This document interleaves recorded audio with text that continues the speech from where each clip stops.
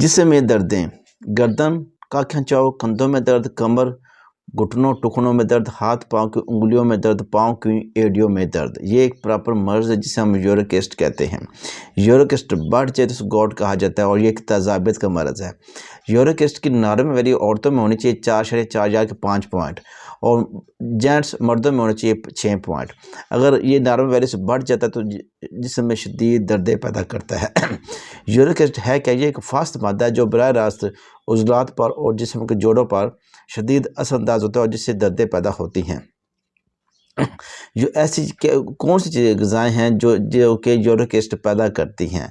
उसमें आती है तेज़ाबियत वाली चीज़ें जिसमें बड़ा गोश्त, आलू गोभी, आलू मटर, पालक, मटर, चने की दाल, अचार, दही, कोक, पेप्सी, गोलगप्पे, लीमू। ये तमाम खट्टी चीज़ें हैं, तुर्श चीज़ें और ये तेज़ाबियत पैदा करती हैं। तेज़ाबियत जब पैदा होती है तो जिस्म में दर्दें होती हैं। और ऐसा क्या इस्तेमाल करना चाहिए जिससे यूरिक एसिड ना बढ़े, कंट्रोल रहे? कम से कम 10 गिलास पानी पीना चाहिए। रात को सोने के टाइम 1 गिलास दूध गाय, नीम गर्म दूध गाय पीना चाहिए, ठीक है।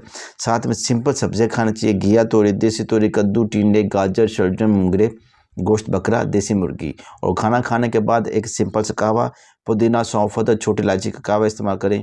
हो सके तो उसके अंदर गुड़ इस्तेमाल करें, चीनी इस्तेमाल ना करें। फलों में खरबूजा, तरबूज, सेब और खजूर, ये 4 फल आप खा सकते हैं।